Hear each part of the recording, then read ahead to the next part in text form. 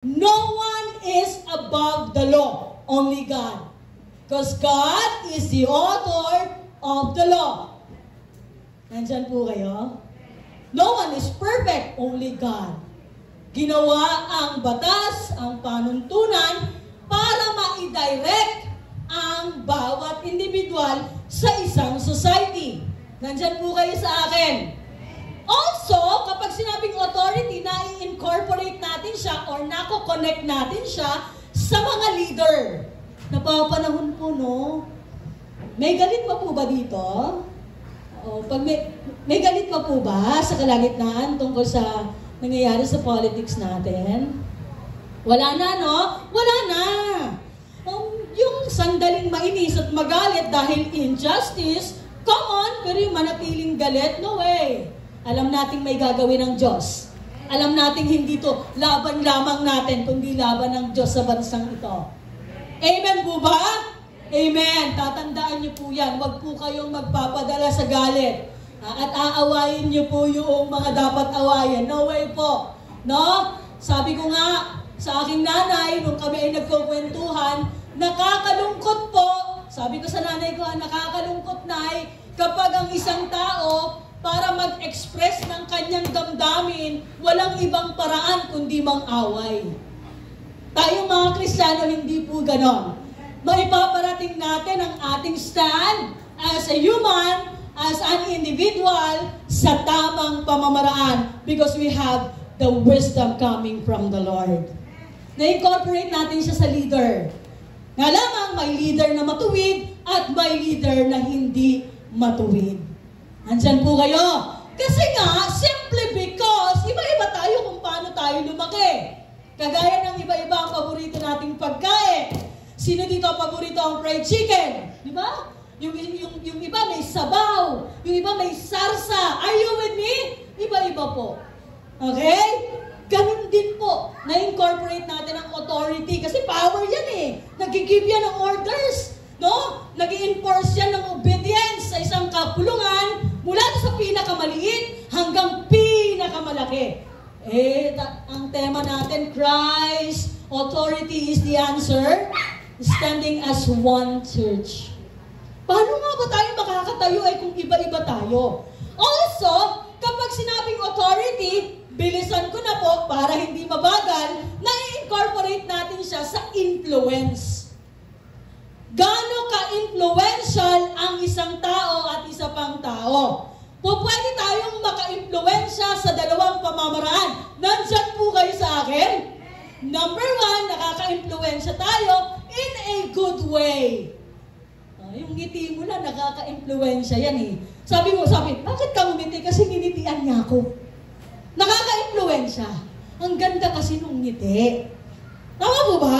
In a good way.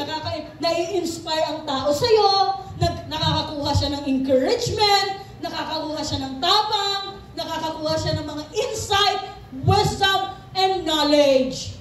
Kaya nga take note po, no? Hindi po lahat ng napakikinggan po natin sa Facebook, sa YouTube, at sa kung anumang platform, sa TikTok, etc. ay makakabuti sa atin. Kaya tayong lahat, inaaral natin itong mga bagay na ito, hindi para sa kung ano pang dahilan, pero para mas makapagpamuhay tayo ng malapit kay Kristo. Kaya sabi ko kanina, wala tayong topic na ni-skip. Andyan po kayo? Lahat under the sun, sa kapahintulutan ng Holy Spirit, in the name of Jesus, pinag-uusapan natin yan. Kahit politika pa. Are you with me? Lagi niyong tatandaan, tingin po kayo sa akin, tayo po ay ilaw at asin ng mundo pong ito. At mahirap maging ilaw at asin kapag hindi natin inaaral ang pagiging ilaw at asin sa iba't ibang aspeto. Sabi nga ng Bible, yung nagkukulang ng knowledge, ang alam ko na sa Santiago yon, sa James, hihingi sa Diyos. Kasi inaasahan ng Lord, tayong lahat maging ilaw at asin ng sanlibutan. So, pwede rin tayong maka-impluensya in a bad way. Yung mood po natin, nakaka-impluwensya yan ng kapatiran natin. Kaya nga bago tayo lumabas, diba, i-check muna natin yung heart natin. Kasi, hindi po pwedeng pag lumabas kasi pag sa bahay, control mo yung atmosphere. Pag ayaw mong magsalita, okay lang. Kasi, nandun ka naman sa bahay mo or sa kwarto mo. But once ang isang tao ay lumabas, dapat ready siya sa responsibility. Andyan po kayo. Kahit hindi ka ngiti-ngiti, ngingiti ka. Magpapakatabang ka kahit sa likod ng puso mo, takot na takot ka. Are you with me? Kasi nandun yung pagtitiwala natin sa Diyos. Alam niyo po ba na ako po ay nagdadrive ng maliit na motor? Gano'ng kaliit? At hindi ko po i-deny sa inyo na hindi ko sasabihin matapang ako at ang galing kong magmotor. Sa likod ng pagdadrive, lagi po akong takot. At lagi po akong nagpipray, Lord, alam ko, hindi mo ako dito sa paraan na ito. May deal kami. Lord, alam ko namang mamamatay, pero wag sa paraang ito. Makalat po kasi, Lord. Ayan, nagdalamig. Bakit makalat? Kasi maraming dugo. Tapos, di ba? Tapos kakargahin ka sa... Yun, naisip ko na yun eh. Kaya sabi ko, Lord, alam ko naman. Mahal na mahal kita, mahal mo din ako. Wag dito sa paraan. Pero nilalagpasan natin yon. Hindi dahil malakas tayo, kundi nagtitiwala tayo sa Diyos. Marami tayong takot eh. Tama po ba? Marami tayong mga dala-dala dito sa isip at puso natin. Marami tayong mga insecurities, marami tayong mga pain, marami tayong mga bagay na bumabalakid sa atin para magpatuloy sa tinatawag nating buhay. Kaya grabe po, nung nanood po ako po ay naka-online lang during the time ng anniversary natin last week. Grabe, salong-salo ko eh. Kasi siyempre, yung nakakamera eh. Salong-salo ko, kitang-kita ko kung gaano karami. 1.8 million! More or less. Yung iba, palampakan natin ang Panginoon. Yung iba, hindi na bilang. Bakit? Nag-CR po kasi ang haba ng pila sa CR. So kaya, yung iba naman bumili ng drinks kasi nakakauwaw. Only JIL people nagtitiis sa init at saka sa ulan. Pag umulan, ang colorful ng drone. Diba? Medyo umulan eh, no? Pero saglit lang, bigla basa ng mga iba't ibang kulay ng umbrella. Sino po ang nasa luneta? Ang ganda po ng kulay nyo! Blue and white! Ang ganda po ng kulay. Sabi ko, nakaka-amaze. Ako po, blessed na blessed. Lalo na nung panahon na nagsalita ang ating brother Joel Villanueva, grabe yung anointing. Grabe. Grabe yung tapang. Sabi ko, itong taong ito hindi nagsasalita dahil matapang siya per se. Tugto na nga ang mata at hindi mo maididinay yon. Pero bakit nakakatayo? Sapagkat sigurado siya na sa bawat hakbang niya sa araw-araw, hindi tao ang kasama niya, ang Diyos na dakila. Kaya bibigyan ko po ng 3 punto, sabi dito. 3 important things. Ano po, mamaya basahin po natin. Pa-flash ako later ng Romans chapter 12 verses 1 to 7. Basahin natin yon. Sabi ko dito, point number 1, our church has different parts. Gusto kong magkwento tungkol sa bahagi ng katawan, pero iniisip ko, ilalagay na lang natin sa iba pang mas importante. Tanggap natin, ikaw at ako, bahagi tayo ng panambahang ito. Hindi po pwedeng lahat, sa 1 na lang, example ko, 1, hindi pwedeng lahat drummer ang ingay nun. Yan, praise and worship tayo, kinakanta na, the Spirit of the Lord. Tug, tug, tug, tug, tug, tug, tug, tug, tug. Imagine ninyo, di ba ba? May part. May part yan. Synchronize yan. May harmony yan. Are you with me? Hindi po pwedeng lahat worship leader. Come on, church! Tapos, come on! Ang ingay nun, hindi pleasing. Siyempre si worship leader, come on, church! Hallelujah! Siya, naglilid eh. Tama. Bigay na bigay. The Spirit of the Lord! Yung backup, the Spirit of the Lord. Voicing no? May voicing ngayon dito, may alto. Bigyan ko kayo ng technique kung paano gawin yung alto. Ganito po yan. Na-master ko ito ng konti eh. Pag alto ka pala, isipin mong tinatamad kang kumanta. The Spirit of the Lord is great and mighty. Alto ka. Pero pag nagsama-sama, grabe yung power, yung harmony. Ayoko ng soprano para kasing lag.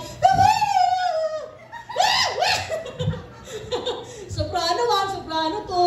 Okay? Kapag nagampanan ng bawat parte ng one, kasama ang team, kasama ang multimedia, okay? Nang maayos yung function nila.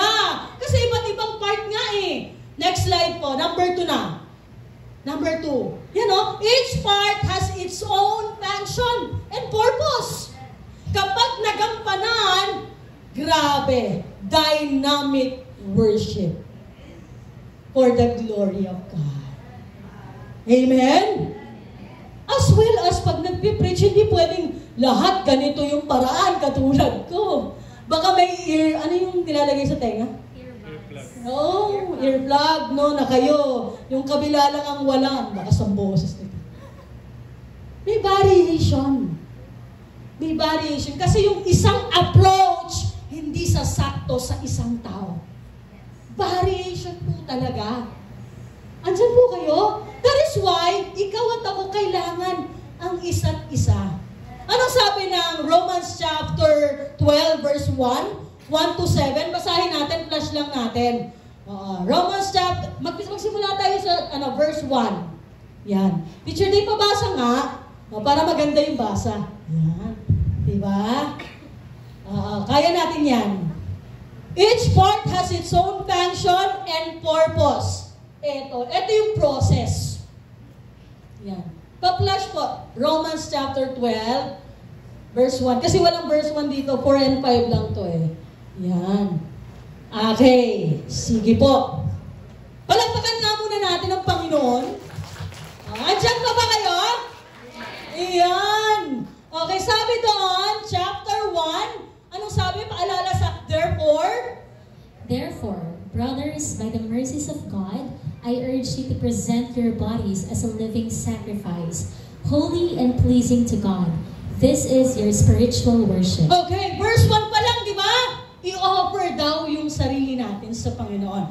Verse 2, yan, maganda yung tagabasa. Verse 2, do not be conformed to this age, but be transformed by the renewing of your mind, so that you may discern what is the good, pleasing, and perfect will of God. Do not conform to the pattern of this world.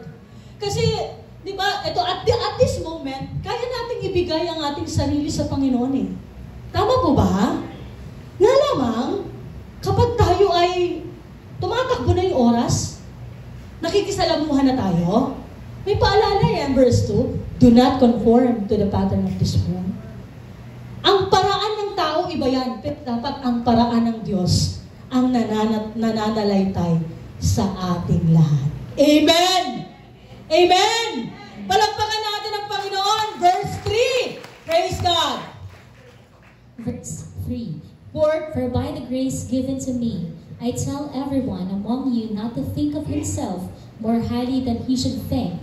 Instead, think sensibly, as God has distributed a measure of faith to each one. Alam niyo, napaka-holistic ng chapter 12, verses 1 to 7.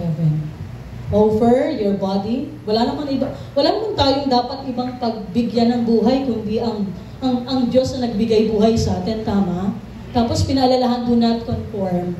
Tapos as you grow, kasi paglipas ng panahon, marami ka nang matututunan, marami ka nang alam gawin, pinapaalalahanan ulitan ng Bible. Huwag mong titingnan ng sarili nun mas mataas ka sa iba.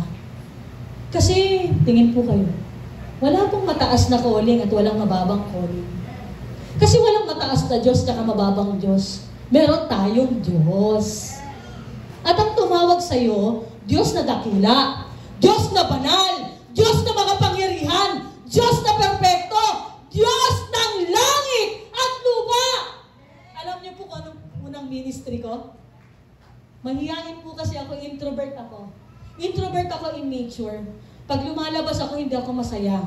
Pag nasa loob ako ng bahay, naglalaba, masaya ako. Introvert. Alam niyo kung ano po yung aking unang ministry? Tagalinis ng CR. Kasi pag lumabas ako ng CR, nagpe-pray sila, hindi ako marunong mag-pray. Ngayon, natuto akong mag-pray, taga-ayos naman ang upuan. Pero hindi natin tinitingnan na maliit yun eh. Kasi ginagawa mo yun sa Panginoon. Sa bawat detalye ng buhay natin, pag ginawa mo sa Lord, lahat yan glorifying sa Lord eh. Ang mathematics ng Lord, hindi mathematics ng mundo na 1 plus 1 equals 2. Kahit karampot yan, multiplication agad sa Lord yan. Kasi ang tinitingnan niya puso. Naalala niyo si David? Naalala niyo si David? Hindi yan yung kaibigan mo ha. Yung David ang Bible, payat, taga-pastol. Andiyan kayo? Pero nakita ng Lord yung puso niya. Anong ginawa kay David? Ipinaranas ng Lord kay David na talunin ang isang Goliath. Yun yung mga problema natin eh. The more na malaki yung problema natin, the more na excited tayo sapagkat paano kayang tatalunin ng Diyos ang Goliath na ito ng buhay ko? Wala namang exempted eh. Lahat tayo may problema. Are you with me? Tapos hindi natapos ang Lord na nanalo. Dinaan si David sa proseso at ginawang hari ng Israel. Andiyan po kayo. Andiyan po kayo. Palakpakan natin si Jesus. Palakpakan natin ang Panginoon. Walang maliit at malaking calling. Walang mataas at mababang calling. Kahit ano pa. Kahit ano pa. Anong sunod kong ministry? Pumasok na ako sa KKB. Nanggulo ako sa one. Sinabi ko na po ang totoo sa inyo, nanggulo po talaga. Natuto ako. Marami ako natutunan sa one. No? Basic drum beats. No po? Kumanta ng konti, may pakanta-kanta na tayo, the spirit. Diba? Pero hindi lumago. Hanggang dun lang. Okay? 5 taon yata ako ng gulo. Yan. Exaggerated. Pero, nung minsan, inutusan akong mag-preach sa Bible study, sa May Talaba, sa May Cavite. Ang lakas ang boses na ito. Lakas ang boses. Tapos maraming, ay, congrats. And then sabi ko, sa lahat ng ginawa ko sa church, kasi 15 years old pa lang ako, nakakilala na ako sa Panginoon eh. Dito lang ako na-congratulate. Mga kapatid, tingin po kayo sa akin, ang masabihang magaling ka, hindi masama yan. Tatanggapin niyo po yun. Sapagkat ang nagbigay ng gift na yan, magaling na Diyos. The best clap offering! Walang self-denial dito, walang false humility, no! Kapag ka in-exalt ka ng Lord, babantayan mo lang naman yung puso mo eh. Dapat humble ka pa din kahit pinupuno ka ng maraming galing. Bakit? May purpose ang Diyos sa buhay mo. May function ka. At kahit lumipas ang panahon, yung space mo, nagmamatter. Matter tayo eh. We occupy space in a period of time. Nandiyan po kayo?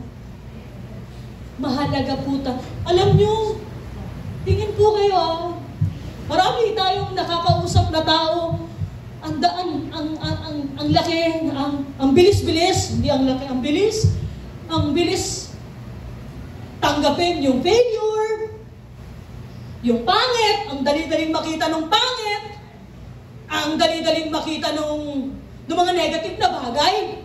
Pero isa lang sa mga namimiss ng bawat tao, Pilipino, ibang tao, maging ng Kristiyano, look at me, church, na kung gaano tayo kaimportante sa Diyos.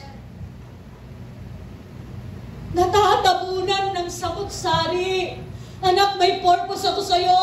Anak, dapat ganito. Anak, mahal na mahal kita. Hindi ka kayang tanggapin ng kahit sino or ng maraming tao. Pero anak, ikaw, tanggap kita at ipoproseso kita sa paraan, sa espesyal na paraan para maglingkod ka.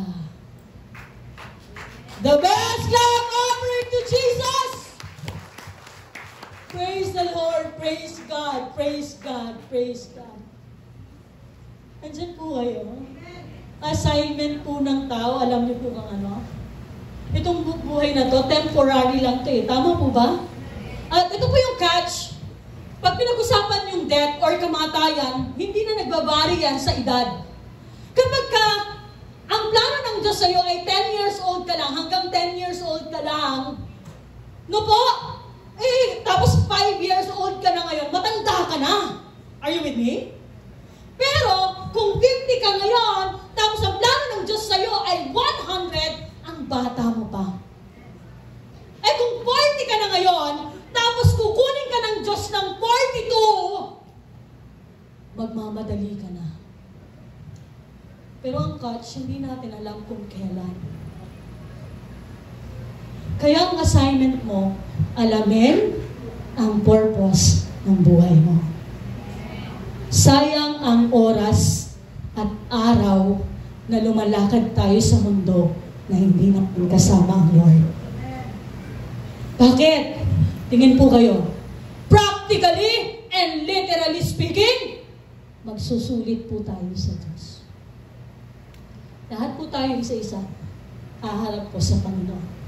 Hindi niya tatanungin kung gaano kalaki ang bank account mo or kung saan ka na. Hindi masama ang mga bagay na yun.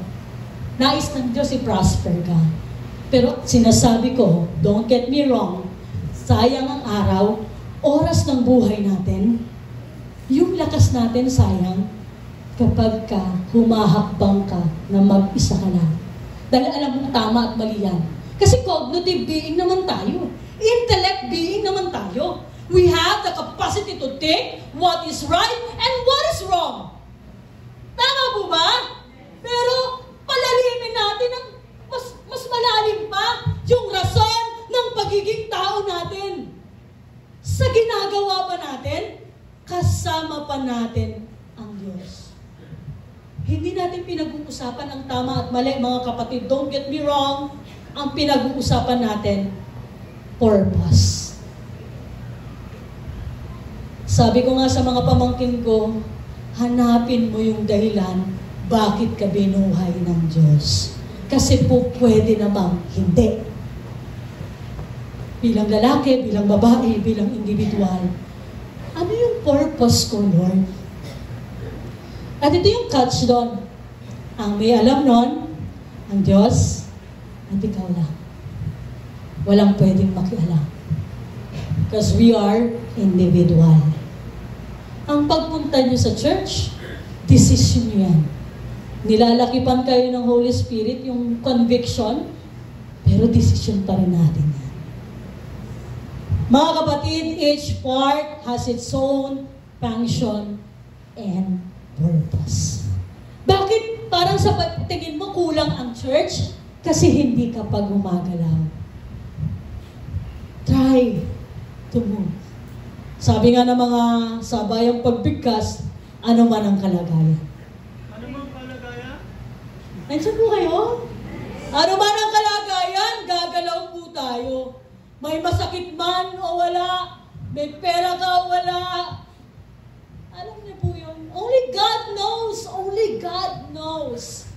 Yung 3 punto niya na yan. Number 3, we stand as a church. Pakibasa nga po. 1, 2, 3. Mas malakas, pangalawang pagkakataon. 1, 2, 3. Wow, lumalakas na. Sa pangatlo, mas malakas yan. Ready na po kayo? Okay, breathe in, breathe out. 1, 2, 3. We! Ito literal hindi dahil kay Brother Eddie. Hindi dahil kay Kuya Joel. Hindi dahil sa mga pastor. Hindi dahil sa mga leader. You are here in this church because of Jesus Christ. Fix your eyes to Jesus. Susubukin ng church, magligligan, breaking of the character. Yang katabi mo, hindi mo laging gusto yan.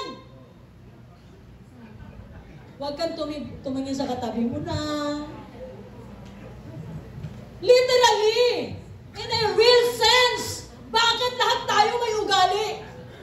Lahat tayo may hormones na hindi nababalanse araw-araw. Ansan po ba kayo?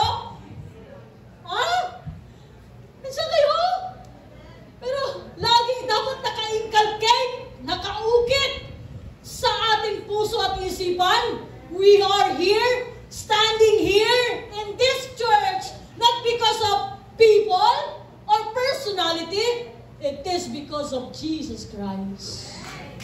Palakpakan natin si Jesus! Excuse me. Napakaraming tao, pero dinala ka ng Lord dito sa... Alam niyo po, nung KKB ako, yun yung pinaka-umiiral sa utak ko. Salamat Lord, ang daming tao. Yung maraming tao hindi kayang maniwala. Maraming tao hindi kayang manampalataya. Hindi kayang tumingin. Meron akong nasyaran, ayaw ng Bible. May nasyaran ako, ayaw. Hindi pumasok sa church, ayaw niya. May bondage, may torment. Pero ikaw at ako, binuksan niya, kinalagan niya, yung kaligtasan sa buhay mo. Wow yun! Grabe yun, himala yun, na kaya mong lunukin yung katotohanan. Yes, masakit yung totoo, pero kaya mong tumayo sa totoo. At mamamatay ka sa totoo. At totoo ang Diyos na ating pinaglilingkuran at sinasamba. Praise the Lord, praise the Lord, praise the Lord, praise God, praise God. Huwag po natin kalilimutan, parte ka ng church na ito, at may purpose ka sa church po na ito, at ang church na ito walang ibang sinasamba, pinararangalan, kundi ang ating Panginoon. Ngayon, may question tayo. At sa iba't ibang pagkakataon, iba't ibang oras at panahon, naiiba yung sagot natin. Lahat po tayo dumadaan dito. Even ako po. Ano yung tanong? Who holds the authority in our life? Sino nga? Okay. Given, number 1, yes. Who holds the authority in your life? Jesus. The perfecter and finisher of our faith. Apart from the Lord, we can do nothing. But with Him, with Jesus, we can do all things. Sabi ko nga kanina, i-share ko din at nabasa ko lang po ito. Sabi doon, yung pinakamahirap ipag-pray o i-pray, i-declare, yung let your will be done. Pero tingin po kayo sa akin, once na nausal mo to, ito din yung pinaka-powerful. Lord, let your will be done. Inawalan ka ng trabaho. Kasi sa trabahong yan, nag-a-attitude ka. Dahil sa trabahong yan, napupuno ka ng reklamo. Iba yung gusto ng Lord. Lord, let your will be done. Nawala yung pinapahalagahan mo. Pinadala ka sa Africa. Sa Ethiopia. Pinadala ka sa Ethiopia. Andiyan po kayo? Kasi, pag sinabing let your will be done, you give God what? The control. Ibinabalik mo sa Kanya. Halimbawa, itong TV, may remote control yan, binabalik mo sa Lord. Lord, ikaw na. Pero powerful. Kasi kapag sinabi mong let your will be done, anong unang inaalis ng Lord? Fear. Ikaw na yung pinakamatapang na tao. Hindi dahil matapang ka, kundi nakafocus ka kay Jesus. Ang author and finisher ng faith mo. Binigay mo sa Kanya yung otoridad. Christ's authority is the answer. Is standing one church. Sabi ko nga sa inyo kanina, iba-iba tayo eh. And how come sama-sama tayo ngayon? Sa mga gawain. Andiyan po kayo? Nagpapagovern tayo sa leadership. Are you with me? Because Christ's authority is the answer. Hello! Next, minsan, o many times, ito po, ang may control. Nagja-justify tayo. Nagre-reason out tayo. Kasi ganito, ganyan. Sabi ko nga kanina, intellect being tayo, cognitive being tayo. Meron tayo, we have the capacity to think what is right and what is wrong. Pero ang pinag-uusapan natin dito mga kapatid, purpose. Andyan po kayo? Yung nais ng Diyos sa buhay mo. Ikaw ang ilaw at asin ng kung nasaan ka. Pinahintulutan ng Diyos dyan ka sa pamilyang yan, ikaw ang ilaw at asin. Sa palengke, ikaw ang ilaw at asin. Kaya hindi po pwedeng hindi tayo nag-aaral. Lahat inaaral natin. desisyon sa kung ano ang pangangailangan. May kausap pa po ba ako? Ito, trending to, number 3. Others. Ayan, Jesus na lang. Ayaw na lumipat. Yan. Kaya, lalo ng mga kabataan, hindi naman lahat, pero lagi kang concerned sa likes, sa hearts, sa reaction, sa approval ng iba. Peer pressure. Ayaw mo pa naman mag-boyfriend dahil may boyfriend silang lahat, nag-boyfriend ka din. Vice versa, girlfriend. Pressure. Pero mga kapatid, tingin po kayo, individual po tayo. Ang nangyari sa kapitbahay mo, malamang sa malamang, hindi mangyayari sa iyo. Ang hinahanap, purpose. Hindi uniformity. Hindi trending. Hindi uso. Ang hinahanap, purpose. Standing as one church. May impact ka kasi. Sa pamilya mo, may impact ka. Hindi tayo pwedeng, yes, napapagod tayo, pero humingi tayo ng tulong sa Panginoon. Hindi tayo pwedeng sumuko. Kasi hindi mo alam, maraming mata ang nakatingin sa'yo. Andyan po kayo? Andyan po kayo? Praise the Lord. Palakpakan po natin ang ating Panginoon. Hallelujah. Meron akong 3 realization at matatapos na po ako. Number 1, unity in diversity is possible in Christ's authority. Amen ba doon? Unity. Kahit iba-iba tayo. Unity is different from uniformity. Hindi natin kailangan magkapare-pareho. Body of Christ nga tayo. Isipin mo, kung sa bahagi ng katawan, lahat mata. Napakadakila ng Diyos, no? Alam niyo kung may great artist, i-award ko yan sa Lord eh. Kasi ang ganda mo at ang ganda ko eh. Walang agree? Ang ganda niyo po at ang ganda ko rin po. Amen! Grabe no, yung mata, yung kilay dito talaga no. Yung buhok, bilang ng Diyos ang buhok. Tapos yung kulay mo na yan talagang nakadestino sa'yo. Don't get me wrong ha. Pwede pong mag-enhance for the glory of God. Andyan po kayo? Okay, walang extreme. Lahat balanse po ha. O ay, ito na, hindi na ako maliligo. Walang ganun po. Ano po? Gagawin po natin ang lahat para ma-develop ang kung anong binigay ng Diyos sa atin po. Bilang isang individual. Amen po? Unity in diversity is possible in Christ's authority. Tayong lahat nagsusunuran because of Jesus Christ. Ako po, nung nakaraang anniversary, salamat po sa pagsunod. Grabe po yung pagsunod niyong lahat. Hindi dahil sa akin po yun, dahil alam nyo na lahat yon para kay Jesus Christ. Kasi dito sa church, di ko naman kayo kayang bayaran eh. Sa trabaho, lahat ng oras natin, bayad naman eh. Tama ba? Kaya wala tayong reklamo. Or may reklamo man tayo, pero ini-endure natin. Are you with me? Pero dito kasi, hindi ko kayo kayang bayaran eh. Di ba? Hindi ko kaya kayong i-compensate. Pero, binabakante niyo yung schedule nyo, pupunta kayo dito, magpa-practice tayo dito, magbubuhat ka ng kung ano-ano. Magano ka? Yun yung contribution mo eh. Para maging matagumpay yung ating anniversary. No? Hindi pwede kasi pagka ganong gawain, hindi pwedeng lahat nagsasalita eh. Bakit? Magulo. Nandiyan po kayo? Talagang may leader. At that time, marami pong salamat. Grabe, kahit mas matanda sa akin, inutusan ko lang magpabuhat kasi hindi ko na kaya magbuhat. Grabe yung humility at grabe yung obedience. Salamat po, JIL Simbal. Palagpakan nga po natin si Jesus. So, kahit pa iba-iba schedule natin, yung iba humahabol lang. Ano po?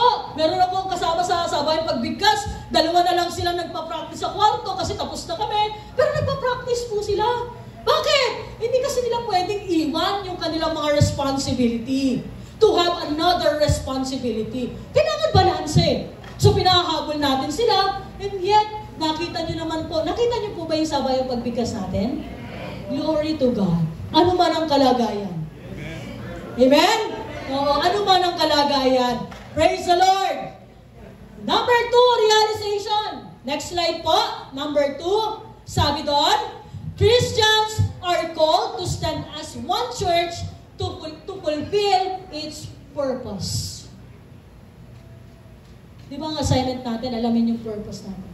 Pag sigurado ka na dyan ka tinawag at inilagay ng Diyos, tuloy mo lang. Yun po yung nakikita ko kay Brother Joel. Kahit masyado nang nasasaktan, lalo na yung nabubuli yung mga anak nila sa eskwelahan because yung parent nila laman ng Facebook, laman ng social media. Siyempre, hindi naman lahat, alam nga namang isa-isahin mo lahat ng tao, no? Hindi totoo, yan.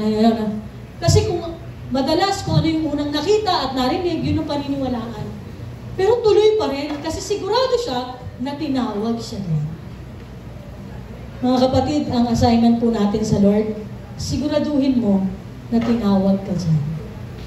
At pagpunyagian mo yan. Kinuwento ko po, nag-dance ako eh. Naniniwala kayo, nag-dance ako. Dance ministry. Wala pong nangyari. Nagkalat po ako.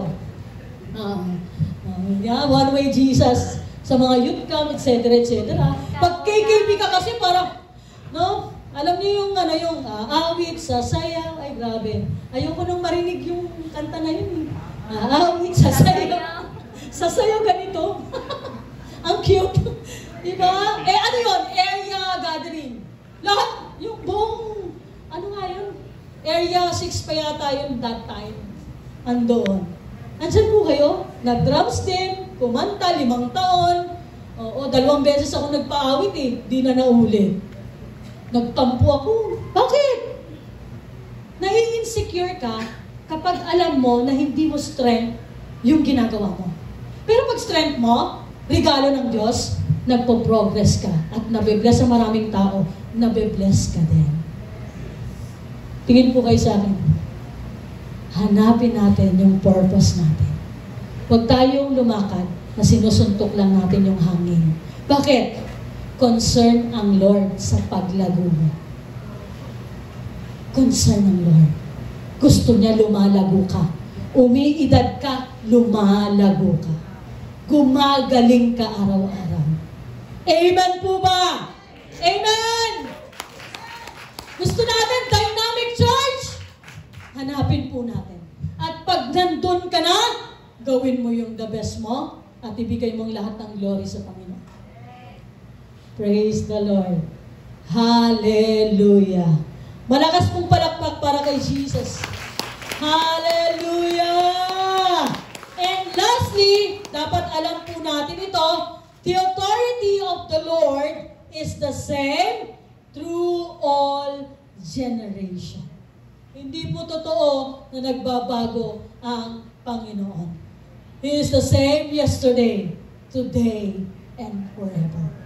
At hindi bumababaw ang pamantayan ng pagkakristyano natin dahil lang iba na ang uso or trend sa panahon natin ngayon. Amen po? God is holy. God is holy. Amen po ba? He is the same yesterday, today, and forever. Dati kasi conservative, grabe yung expression ng pananampalataya. Hindi. Wala sa panahon niya. He is the same God. He deserved to be adored. He deserved to be worshipped, to be served. Are you with me? Higit sa lahat, karapat-dapat ang Diyos para galangin. Galangin sa lahat ng aspeto ng buhay po natin. Amen po ba?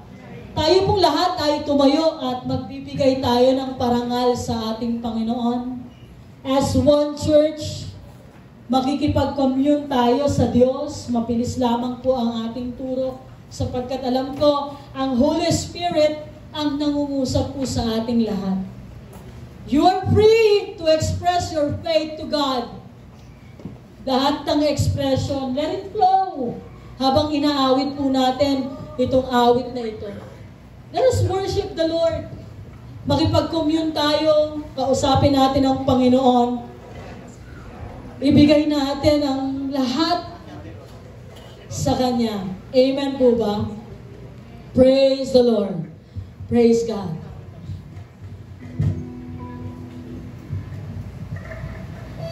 Hallelujah! Palakpakan po natin ang Panginoon.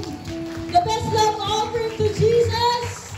Hallelujah! Hallelujah! Hallelujah! Habang nakataas po ang kamay sa Diyos, ang Diyos po ay nasa ating kalagitnaan. Nakatingin siya sa puso mo, ibigay natin yung puso natin sa Kanya. Hallelujah, Jesus Christ, the Son of the living God.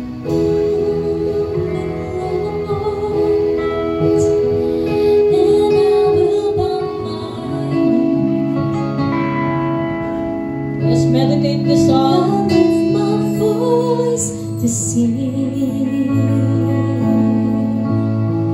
that you're my King. Habang nakapikit, umaawit. Come rule and reign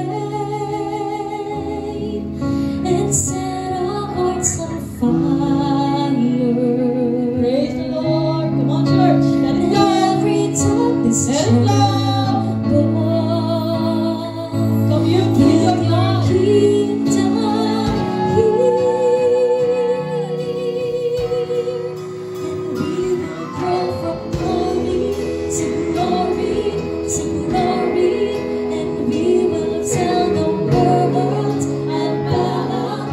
Story, and we will rise again.